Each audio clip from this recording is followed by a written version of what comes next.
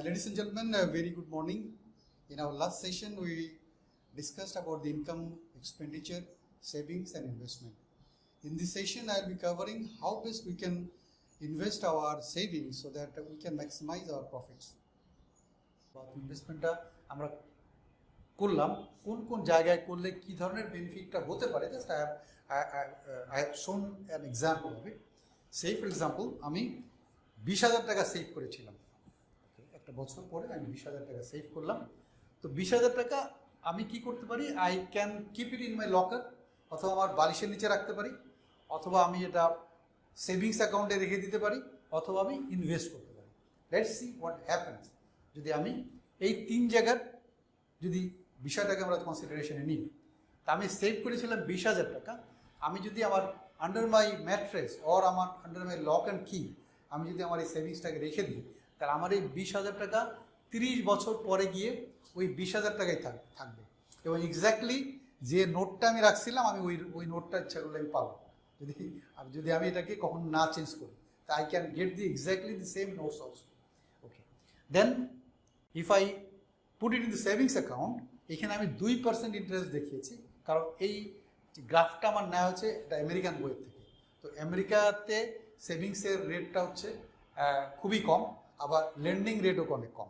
মানে ওখানে ব্যাংকের থেকে আপনি টাকা নিলেও অনেক কম ইন্টারেস্ট দিতে হবে, আবার আপনি ব্যাংকে যদি টাকা রাখেন then also you get less money, less percentage of interest. তো ওইখান থেকে নিয়েছি বিধায় অনেক কম ইন্টারেস্ট দেখানো হচ্ছে। তা আমাদের বাংলাদেশে নর্মালি এখন সেভিংসের রেট চলে এসছে 6 to 7-8% চলে আসছে। তো সুতরাং আপনি এটাকে জাস্ট পার্সেন্টেজ চেঞ্জ করলে আপনি পেয়ে যাবেন। তো যদি আমি এটাকে 2% ইন্টারেস্ট রেটে আমি যদি 30 বছরের জন্য রাখতাম, তাহলে আমার এই 20,000 টাকা 36 সামথিং হতো। দেন যদি আমি ইনভেস্ট করতাম, এখানে 5 to 6% ইনভেস্টমেন্টের আমি গ্রোথটা দেখিয়েছি এখানে, কারণ আমেরিকাতে এর থেকে বেশি ব্যবসা করে এর থেকে বেশি লাভ করা যায় না, বা ইনভেস্টমেন্ট থেকে এর থেকে বেশি প্রফিট করা যায় না, বিধায় তারা এটাকে ইয়ারডিস্টিক হিসাবে দিয়েছে। বাট আমাদের বাংলাদেশে আমরা যারা ব্যবসা করি, আমরা we all must be knowing যে আমাদের দেশে আমরা নর্মালি 15 to 20% যদি আমি if I M a good businessman, তো আমি যদি খুব এফিসিয়েন্টলি যদি ব্যবসা করতে পারি, তাহলে 15 থেকে 20% প্রফিট এখানে করা সম্ভব, আমাদের দেশে করা সম্ভব। তো সুতরাং আমরা এখানে ধরেছি 5.48%, মানে অলমোস্ট 5.5% ধরেছি আর কি। সেখানে দেখো 99,000 সামথিং চলে আসছে। তো ইউ ক্যান সি যে তিনটা ফর্মে আমি বেনিফিটটা দেখানোর চেষ্টা করেছি if I invest my money. তো সুতরাং decision is yours what you will do, but remember one thing, every investment has some downside, so we got to have some knowledge on which we are investing. If আমরা knowledge টা invest করতে পারি, then we can reduce the risk of losses. Am I going too fast? Then gentlemen, আমি একটা জায়গায় কিন্তু দেখিয়েছিলাম 2% interest বা 5.5% ইন্টারেস্ট। আমি আপনাদের প্রথমেই বলেছি আমি খুব সিকুয়েন্সিয়ালি এবং সিস্টেমেটিক্যালি যাব। দেন হোয়াট ইজ ইন্টারেস্ট? আমি যেহেতু ইন্টারেস্টের কথা এর আগে কখনো বলি নেই, লাস্ট স্লাইডে বলেছি। তো let me explain what is interest. Interest is the cost of using someone else's money. আমার কাছে যখন টাকা না থাকবে, তখন আমি যদি অন্যের টাকা নিয়ে সেটাকে ইউজ করি, তার জন্য যে টাকাটা তাকে আমার দিতে হবে, দ্যাট ইজ ইন্টারেস্ট। একবারে সাধারণ ল্যাঙ্গুয়েজে যেটা বুঝি, যে অন্যের টাকা নিয়ে যদি আমি কোনো কাজ করি, ওই টাকার বিনিময়ে তাকে যে টাকা দিতে হবে সেটাকে আমরা ইন্টারেস্ট বলে থাকি।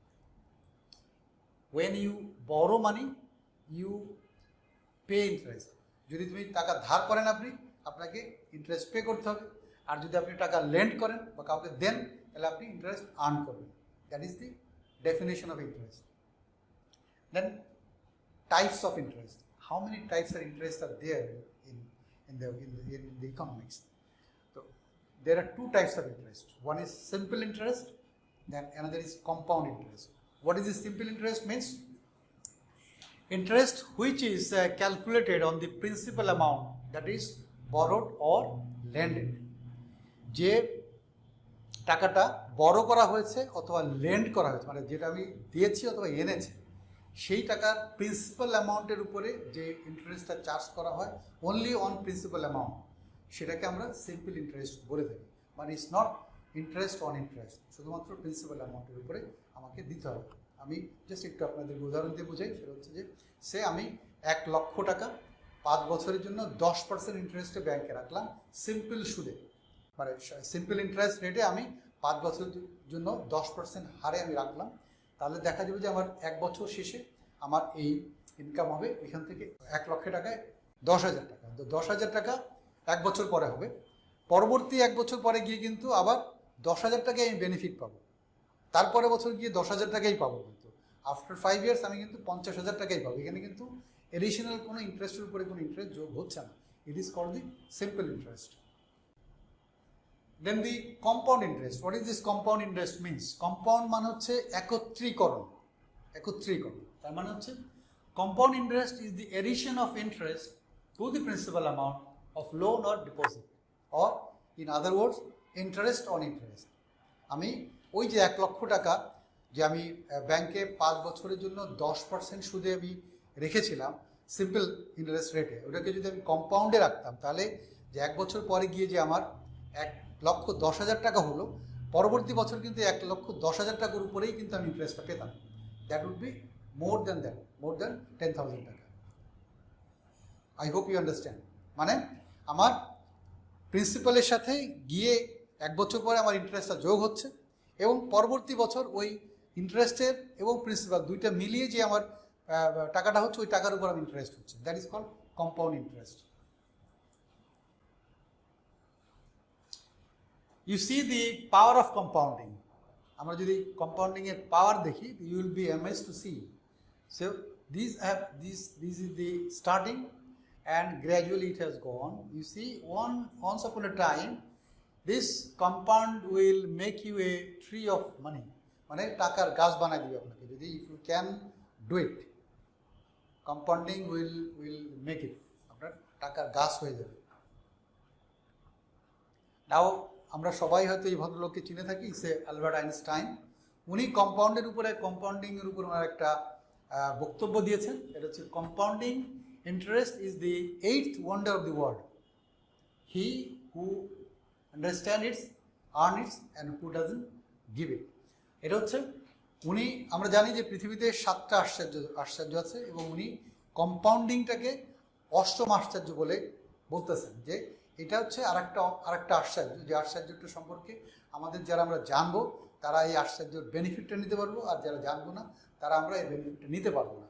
So we must all try to take the advantage of compounding. Gentleman, here আপনাদেরকে আর একটু এলাবোরেটলি বোঝানোর জন্য বা দেখানোর জন্য আমি একটা এক্সাম্পল নিয়ে এসেছি এখানে। আর লেট আস থিংক দ্যাট আমরা 1,00,000 টাকা আমাদের আছে। 1,00,000 টাকাকে আমরা 12% সুদ হারে আমরা 15 বছর জন্য 2টা কন্ডিশনে আমরা ইনভেস্ট করলাম। একটা হচ্ছে সিম্পল ইন্টারেস্টে, আর একটা হচ্ছে কম্পাউন্ড ইন্টারেস্টে। 2টা ভাবেই আমরা ইনভেস্ট করলাম বা আমাদের ব্যাংকে রাখলাম। তা let's see what happen after 15 years. So first ইয়ারে কী হবে? ফার্স্ট ইয়ারে বোথ দি দুই ক্ষেত্রেই কিন্তু আমরা 12,000 টাকা করে প্রফিট পাবো। তার মানে আমাদের দি ফান্ড উইল বি 1,12,000। ওকে, দেন পরবর্তী 5 বছর পরে গিয়ে এটা আমাদের এখানে হচ্ছে 160, বাট এখানে 176 সামথিং। পরবর্তী 5 ইয়ার্স পরে গিয়ে কী হলো? সিম্পল ইন্টারেস্টের ক্ষেত্রে হলো 220, আর এখানে গিয়ে হলো 310। পরবর্তী after 5 years, that is after 15 years, এইখানে হচ্ছে আমরা 280, আর এইখানে গিয়ে দেখেন হয়ে গেল 547। That is the figure is more than double here. This is the miracle of compounding. So gentlemen, you all should try to compound your investment. আমরা সবাই চেষ্টা করব যাতে আমাদের ইনভেস্টমেন্টটাকে আমরা কম্পাউন্ড করতে পারি, আমরা অনেক মেনি ফোল্ডে যাতে আমরা এটাকে ইনক্রিজ করতে পারি, বৃদ্ধি করতে পারি, to have a financial freedom, right? And to meet up all the financial changes which are taking place every day we are facing.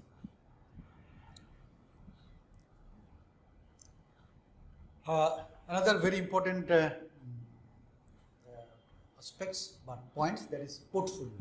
আমরা অনেক সময় কিন্তু এই জিনিস শুনে থাকি, স্পেশালি যখন আমরা ইকোনমিক্সের কোনো বিষয় বা ফিনান্সের কোনো কথা নিয়ে কথা বলি, তখন কিন্তু এটা আমরা প্রায় আসে, হোয়াট ইজ দি পোর্টফোলিও।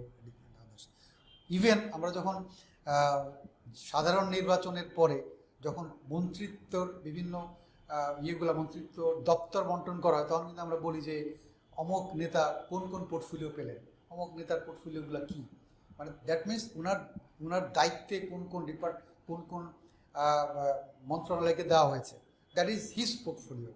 তো what economy says or finance says, the meaning of portfolio is a collection of financial instruments like stocks, bonds, commodities, cash and cash equivalent. এটা হচ্ছে ফিনান্সিয়াল ইনস্ট্রুমেন্টগুলোর কালেকশনটাকে আমরা পোর্টফোলিও বলছি। This are the collection of financial instruments, portfolio. So could I make myself clear? আপনারা কি বুঝেছেন যে what is the portfolio? Portfolio means আমরা আমাদের যে বিভিন্ন যে ফিনান্সিয়াল ইনস্ট্রুমেন্টগুলো আছে এগুলোকে এক জায়গায় করে একত্রীকরণ, যদি একত্রিত করাটাকে আমরা পোর্টফোলিও, এক জায়গায় রাখাটাকে আমরা পোর্টফোলিও বলি। Then the types of portfolios. What are the types of portfolios? Let's see. One is aggressive portfolio. Aggressive মানে একটু আক্রমণাত্মক বা খুব দ্রুত বা ফাস্ট করতে কেউ যদি চায়, দ্যাট ইজ অ্যাগ্রেসিভ পোর্টফোলিও। এখানে কি হচ্ছে, অ্যাগ্রেসিভ পোর্টফোলিও হচ্ছে the investment, higher investment in equities. মানে নর্মালি অ্যাগ্রেসিভ পোর্টফোলিওতে ইকুইটি ইনভেস্টমেন্ট মানে স্টকস, বন্ডস অ্যান্ড আদার্স, এই সমস্ত স্পেশালি স্টকসে ইনভেস্টমেন্ট অনেক বেশি থাকে। হাইয়েস্ট পসিবল রিটার্ন, যেহেতু তার ইকুইটিতে ইনভেস্টমেন্টটা অনেক বেশি থাকে, তো সুতরাং তার ইনভেস্টমেন্টের রিটার্নটা, possibilities of investment of return is more higher. That is the highest possible return. Then high risk tolerance and a longer time horizon. এখানে হচ্ছে যে ডেফিনেটলি আমি যখনই একটা হায়ার ইনভেস্টমেন্ট আমার ইকুইটিতে থাকবে এবং আমার the expected return will be more, then definitely যদি এগুলো আমার থাকে তাহলে আমাকে আমার রিস্ক টলারেন্স বা রিস্ক নেওয়ার ক্ষমতাও আমার অনেক বেশি হইতে হবে। If I don't have the risk tolerance বেশি যদি না থাকে তাহলে আমি এই ধরনের পোর্টফোলিও আমার জন্য প্রযোজ্য না। এবং time Horizon, I got to have sufficient time, আমার ইনভেস্টমেন্টটাকে সাফিসিয়েন্ট টাইম দিতে হবে। যদি আমার ইনভেস্টমেন্টের টাইম যদি সাফিসিয়েন্ট না দিতে পারি তাহলে কিন্তু ওই ইনভেস্টমেন্ট থেকে I can't bring out much of benefit from the aggressive portfolios. Okay, now the conservative portfolios. Conservative মানে তো আমরা বাংলা বুঝি যে রক্ষণশীল পোর্টফোলিও। রক্ষণশীল মানে সবসময় যেটাকে সেফ জায়গায় থাকা। তো cash and cash equivalent, cash is always safe. অথবা ক্যাশ ইকুইভ্যালেন্ট বলতে আমরা যে এফডিজ আর সেফ, সিকিউরিটি সার্টিফিকেট আর সেফ। তো সুতরাং these are the conservative portfolio. In fact the conservative portfolio যারা করেন তাদের মেইন এম থাকে যে ইনফ্লেশনটাকে যাতে বিট করতে পারেন, যাতে তারা ইনফ্লেশনের সাথে সাথে তারা যাতে চলতে পারেন। That is the normally the conservative portfolio যারা ওন করেন তাদের অ্যাটিটিউডটা তারা সেটা থাকে। সুতরাং gentleman, you got to think what is your risk tolerance or what you actually want. আপনি কী ধরনের পোর্টফোলিও চান অথবা কী ধরনের রিটার্ন চান, যে ধরনের রিটার্ন আপনি চাবেন সেই ধরনের পোর্টফোলিও আপনাকে চুজ করতে হবে। It will be more of your personal choice and personality which will dictate it. Next, another very important term, that is diversification. What is this diversification means? Diversification এর বাংলা হচ্ছে বহুমাত্রিকরণ বা মানে বিভিন্ন জায়গায় ডিস্ট্রিবিউশন করে কোনো কিছু রাখা, এটাকে আমরা ডাইভার্সিফিকেশন বলে থাকি। Formal definition says technique of reducing risk by allocating investment among various financial instrument. বিভিন্ন ফিনান্সিয়াল ইনস্ট্রুমেন্টের ভিতরে আমার বিনিয়োগটাকে ছড়িয়ে ছিটিয়ে রাখাটাকে আমরা ডাইভার্সিফিকেশন বলে থাকি। আমরা এখানে ফিগারটা যদি দেখি যে ইফ ইউ হ্যাভ 100 eggs, আপনার যদি 100টা ডিম থাকে, 100টা ডিমকে আপনি যদি একটা ঝুড়িতে রেখে দেন তাহলে ইন এনি অ্যাক্সিডেন্ট আপনি you are going to lose hundreds of eggs. আপনার টোটাল 100টা ডিমই আপনি হারাবেন বা ভেঙে যাবে। আমি রেদার ডুইং ইট, আমি যদি 10টা ঝুড়িতে ভাগ করে রাখি 10টা করে ইচ, তাহলে আমার যদি 5টাও ভেঙে যায়, still I do have 5 into 10 is 50 eggs আমার থাকবে। দ্যাট মিনস দিস ডাইভার্সিফিকেশন আমরা করি হচ্ছে আমাদেরকে রিস্কটাকে কমিয়ে দেওয়ার জন্য। আবার আমার পসিবিলিটিস অফ আর্নিং অনেক সময় বেড়ে যায়, কারণ হচ্ছে যে আমার যদি ডাইভার্সিফিকেশনটা থাকে, আমার যদি পোর্টফোলিওতে যদি আমার বিভিন্ন রকমের ফিনান্সিয়াল ইনস্ট্রুমেন্ট থাকে, তাহলে all the financial instrument doesn't work same. প্রত্যেকটা ফিনান্সিয়াল ইনস্ট্রুমেন্ট কিন্তু এক ধরনের এক রকমের বেনিফিট দিবে না। কোনোটা কখনো ভালো দিবে, কোনোটা একটু স্লো হবে, কোনোটা আর একটু স্লো হবে, কোনোটা আর একটু বেশি ভালো হবে। সব কিছু মিলে your average will be profitable, that or you will be risk free. Average result will be of less risk. So that is the diversification. So aim of diversification is to maximize return and minimize losses by investing in different areas. তার মানে আমি আমার প্রফিটটাকে maximise করতেছি আর আমার লসটাকে minimise করতেছি বিভিন্ন এরিয়াতে invest করে। That is what call the diversification is. Okay, is it clear to you all? Okay, that's good. Thank you very much. Gentlemen, to wrap up today's session, I would like to emphasize on point, that is the Albert Einstein, what he said about the compounding. We must remember that, okay? So compounding, this compounding is only with the investments, not that the compounding should be the investment of yourself also. If I can compound my skill, or if I can compound my knowledge, that is going to pay me in my life. So gentlemen, with this I conclude today's session. Thank you very much.